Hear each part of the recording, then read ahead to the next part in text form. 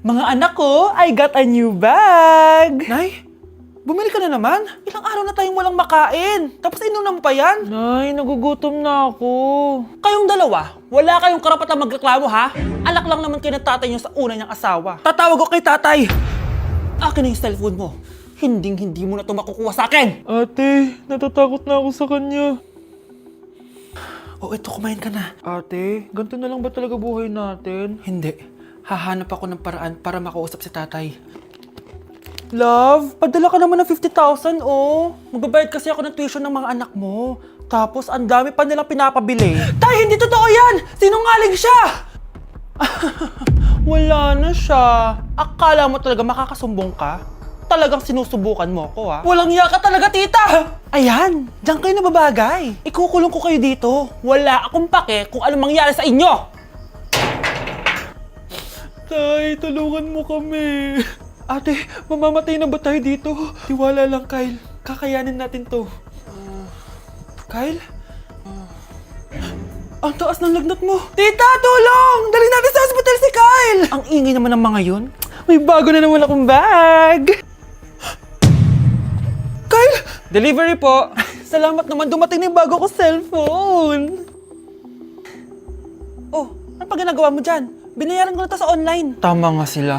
Inuubos mo lahat ng pera ko sa mga luho mo. Ha? Ramon? Umuwi ka? Kukulong ko kayo dito. Wala akong pake kung anong mangyari sa inyo. Grabe ng pinagagawa ng babaeng to. Ginagawang hayop ang mga bata. Ramon, kailangan mo nang umuwi dito. Walang iya talaga yung si Rosa! Lumayas ka na dito ah. Ayaw ko makita yung pagmumukha mo. Tsaka lahat ng mga pinambibili mo, bayaran mo to sa akin. Tapos na ang maliligayang araw mo. Scarlett! Scarlett! Tay! Kyle! Okay na si Kyle. Buti na lang, agad niya siya nadala dito. Sorry mga anak. Kung alam ko lang, uuwi ako agad. Tay, ang importante, nandito ka na. Yay! Nandito na si tatay! Makakain na ulit tayo ng masarap, ate! Huwag kayong mag-alala anak. Hindi na kayo malalapitan ng babaeng yon. Pangako. Eating only 7-Eleven for a day. Let's go! Ano ba gising na magkukontent ka? Patayo na dyan. Ala, Good morning, guys! So, ginising ako agad ni Bunch. 11 a.m. na. So, magbe-breakfast tayo. Alam niyo na kung saan. Papunta na kami. And yung 7-Eleven dito, guys, sobrang layo. Like, sa kabilang barangay pa. Hulaan niyo kung nasan ako.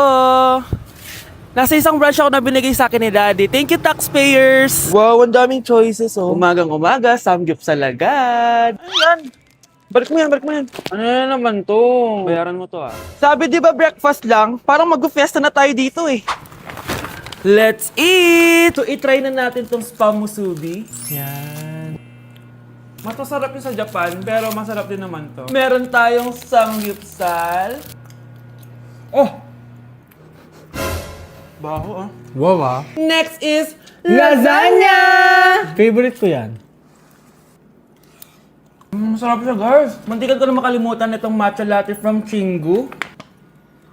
Di ko siya gusto, parang lasang artificial. Sarap niya! Two types of people. Ubus namin. Baka sabihin niyo hindi namin inubos. It's lunchtime, guys! So, kakain na naman tayo. Bosh, gusto ko ng pad thai. Hindi po, ate! Kaya nga 24 hours 7-Eleven challenge. May kinikrave na akong ibang pagkain, pero 7-Eleven pa rin tayo, guys. Malay mo may pad thai sa 7-Eleven. 7-Eleven. Let's go! Excited na akong kumain. So, nandito na tayo sa second branch ni Daddy. Yes, kung di tatanong guys, contractor po yung tatay ko. Tara. Wow, parang ang sarap nito. Ano na naman to? Bakit ang dami na naman? Ate yung kinuha ko kasi patay gutom ako. Water check. Mountain Dew Zero check. Another mukbang. 100 kilo challenge. Tinahin natin tong Gogi Mandu. Ganito yung tsura niya, parang siyang siomay. Sarap! Dito ko lang to natitikman. Wow, ang daming laman. Liempo. Sa akin, chicken. Kimchi rice talaga? Bumili din pala ako ng laing. Laing.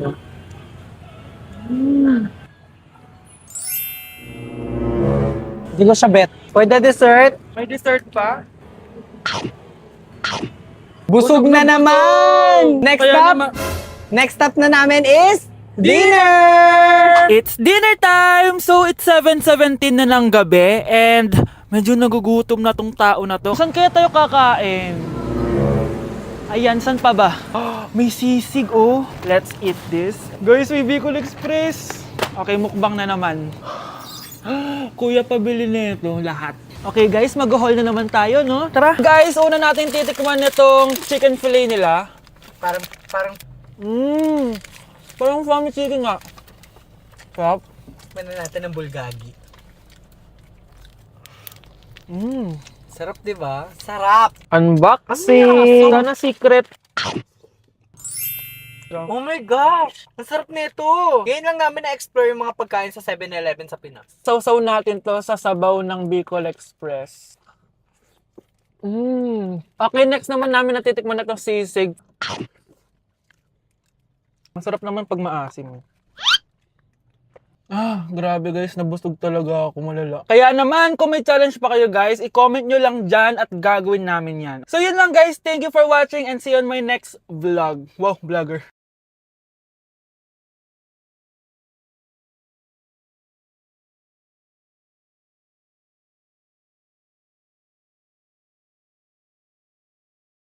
Gusto ko lang maging malinaw sa inyo na dito sa klase ko, ako ang nasusunod. Naintindihan? Ma'am, ito po yung assignment ko. Anong klaseng assignment to? Parang ginawa lang ng bata. Mababa lang grades mo dito, ah. Pinaghirapan ko yung assignment na yun. Sino ang pambansang bayani natin? Ma'am, Scarlett. Ang pambansang bayani natin ay si... Oops! Napakabagal mo sumagot. Ang pambansang bayani natin. Straight to the point ang kailangan ko sagot. Ayusin yung sumagot, ha? Hindi na kayo elementary. Opo, ma'am. Pinayagan ba kita kumain sa loob ng klase ko? Ma'am. Akin na yan. Kung ayaw niyong binabastos kayo, wag niyo akong bastusin. Oo, be. Kain tayo sa labas mamaya, ha? Hala, galit na si ma'am. Umalis lang ako saglit, ganyan na kayo. First meeting pa lang natin, pinapakita nyo ng mga ugali nyo. Buti pa yung kabilang section, tahimik lang. Kayo na ata ang worst section na napuntahan ko. Kung kami ang worst section, ikaw ang worst teacher. Sorry po, ma'am. At dahil dyan, bibigyan ko kayo ng maraming assignment. Ma'am? Oh, Scarlett, kamusta ka? Sana ikaw na lang ulit teacher namin. Ang sungit ng bago naming teacher eh. Hayaan mo. Next quarter, ako na ulit ang magiging teacher nyo. Talaga, ma'am? Thank you, Lord! Okay, class! Na-miss nyo ba ako? Bumalik na si ma'am! At dahil first meeting natin, hindi muna ako magli-lesson. Gusto nyo ba yon? Ma'am, pwede po kami kumain sa kantin? Sure! Oh, yung mga gustong kumain, kumain na. Gawin nyo na lahat ng gusto nyong gawin. Basta, today lang yan ha. Next week, magli-lesson na tayo. Grabe, ang bait talaga ni ma'am, no? True, be. Kaya favorite ko yan si ma'am eh. Tara na, kain na tayo. Okay, class, what is the powerhouse of the cell? Scarlett? Ano ba yun? Starts with letter M. Mitochondria? Very good! Kaya mo naman pala eh. Thank you, ma'am. O, class, mag-e-exam kayo ha. Dinalian ko na to para sa inyo. Lahat ng nasa lesson natin, nandito. Okay, get one and pass. Oo nga, ang dali lang. Makaka-perfect pa ata ako. A few moments later. Okay, time's up. Pass your papers. Wow naman, lahat kayo nakakuha ng high scores. Magaling ka kasi magturo, ma'am.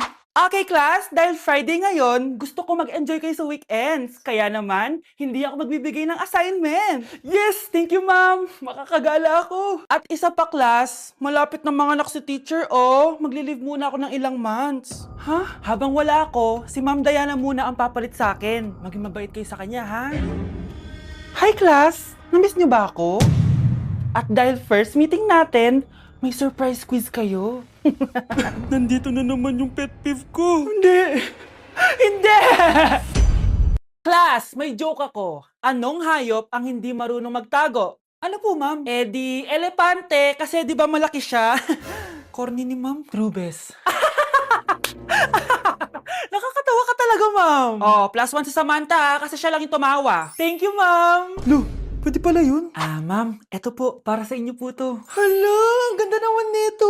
Balita ko po kasi, ma'am, mahilig kayo sa halaman. Thank you, Samantha. Baka naman ma'am, plus points sa quiz natin kanina. Sure, plus 5 ka na sa akin. Ikaw pa ba? Hala siya, pasipsip to kay ma'am oh. Okay, class dismiss. Pwede na kayo umuwi. Ma'am, ako na po magdadala ng mga gamit nyo para di po kayo mahirapan. Hatid ko na po kayo, ma'am. Aba naman, buti pa si Samantha, matulungin. Ginagawa niya lang naman yun para magka-plus points siya. Ay, nakakainis si Samantha, no? Halatang nagpapasip-sip lang siya kay ma'am. True. Kaya siya yung top 1 palagi eh, dahil sa mga binibigay na points si ma'am. Guys, tingnan nyo. Convoy yan ng magulang ni Samantha tsaka ni ma'am. Babayaran daw si ma'am para maging valedictorian si Samantha. Grabe. Sumusobra na kayo. Okay, class, may i-announce ako. Ang valedictorian natin ay si... Sino pa ba? Eh, di si Samantha. Hala, totoo ba? Hindi ko expect. Congrats, Samantha! Ang galing nyo! Ang galing mong bumili ng grade. Ha? Scarlett, sit down! Ay, no! Convo nyo to, di ba? Magkano binigay sa'yo, ma'am? 1 milyon? Wow, easy money! Alo, nagpapabayad si ma'am. Grabe. Ano kaya magiging reaction ng principal pag nasend ko to sa kanya? Hindi yan totoo! I-delete mo yan! Oops! Sorry na send. Deserve nyo yan. Lumalaban kami ng patas dito. Kailangan nyo managot.